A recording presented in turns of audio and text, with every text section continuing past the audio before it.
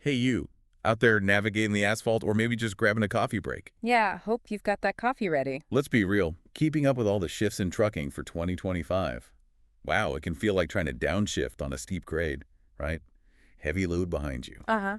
It's a lot. That's why we wanted to go beyond just the headlines today. Exactly. We're not just skimming. This is a proper deep dive into what's really happening out there. We're pulling apart the latest news, the regs, the trends, trying to make sense of it for you. We've basically been digging through, well, a pile of stuff. FMCSA announcements, articles on the economy, industry trends, even what makes a good company to drive for these days. And our mission here, it's pretty simple, really. Yeah, just boil it all down. Take all that info and figure out what actually matters for your day, your driving, your future in this business. Give you a clearer map of the road ahead. A bit more clarity, maybe some actionable stuff you can use. Okay, so let's jump in. One thing that just keeps coming up, and I bet a lot of you feel this too, it's this vibe that trucking ain't what it used to be. Yeah. Saw that phrase specifically in One Piece. Yeah, 5 trekking trends called it out. And it's not just, the old timers reminiscing. There are real significant changes happening. Definitely. You've got that perspective, right? The almost nostalgic one. Yeah. Drivers looking back at maybe simpler times, fewer rules. The old timers grumbling at the fuel pump, as that article put it, sort of playfully. But then, bam, you've got this huge push towards adapting. Yeah. You have to adapt. New tech, different environmental rules. Yeah. It's a new game. It really is. And you see that tension clearly with the regulations. Oh, yeah. The FMCSA. They've rolled out new stuff for 2025. Yeah. Stricter medical certs, updated training, more background check. Take background checks. And I get how some drivers might just see that as more hoops to jump through. Yeah. Like those old school drivers mentioned in one report, feeling like grit used to be enough. Well, and that experience counts for a lot, no question. Yeah. But, looking at it from the new school angle, also from that FMCSA material, maybe better training elevates the whole profession. How so? Well, think about it. Better training could mean safer roads, right? Maybe lower insurance eventually. And just a more respected image for everybody driving professionally. It affects the whole ecosystem. That's a fair point. Yeah. Then you throw in the money side of things. Always the money side. Yeah. Saw an article talking about how inflation is just jacking up costs. Fuel, maintenance, tires, everything. Oh, it's brutal, especially for owner ops. And then another piece, Recession Red Alert, painted a pretty worrying picture about potential slowdowns. Tariffs, maybe less freight moving overall. That directly hits drivers. Less freight means fewer miles for company drivers and for owner-operators. That's straight off the bottom line. Absolutely. When your costs are climbing and there might be fewer loads out there, like that Recession Red Alert piece warned, well, it gets tight. Yeah, the spot market could really feel that squeeze if demand drops off. But look, it's not all doom and gloom, is it? I was reading elsewhere, is trucking still worth it? Starting pay in a lot of places has actually gone up. That's true. And more local and regional gigs popping up, too. Which means more home time. That's huge for a lot of drivers, especially those who've been OTR for years. A real quality of life thing. And it's interesting how these trends connect, like e-commerce booms. Right. So you need more regional, more local drivers for those last mile type deliveries. It creates those jobs with, better home time. So long haul's still vital, but the options are broadening out. So for you listening, just think for a sec. How are these specific things hitting your day-to-day? Seeing more local stuff, how are those fuel prices hitting your wallet? It's all interconnected, isn't it? Which leads us nicely into, okay, how do you navigate all this? Those FMCSA updates for 2025. They're not just words on paper. No, they hit your career directly. Stricter medical means you got to prioritize your health, stay on top of the paperwork. Updated training. Might mean looking into, refresher courses, special certifications, just to stay sharp. And the background checks really highlights keeping that driving record clean.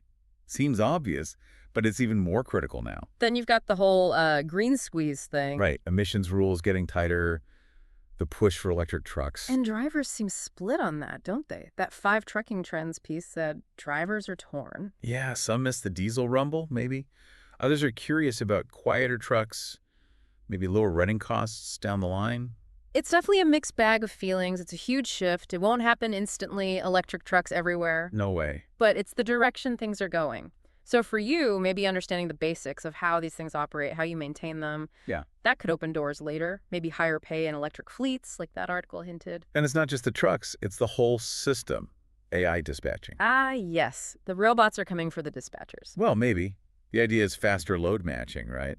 Ooh, Less sitting around waiting. sounds good on paper. But it also means you need to be comfortable with the tech, using the apps, understanding the system. Exactly. Same goes for mandatory speed limiters, dash cams, AI monitoring, all that safety tech. People have strong opinions on those too. Oh, yeah. Some drivers see it as protection, proof if something happens. Others feel like it's Big Brother watching. Yeah, an intrusion. So the key is understanding how these things actually work in your truck, on your routes. Like that one article said, understand these rules before they hit your company. Early movers win. Be proactive. Okay, so that's adapting while you're on the road. But what about when you're off? This is where that advice from Hervey at Life as a Trucker seems really smart, seeing things from all angles. Including your own angle, right? Your well-being, your future. Exactly. Taking care of yourself beyond just making the next delivery. It's so important. Trucking can just consume everything if you let it. But using that off-duty time intentionally, that's becoming crucial, not just for rest, but for your long-term plan. Definitely. And it's interesting, even in some of the business articles, this theme pops up.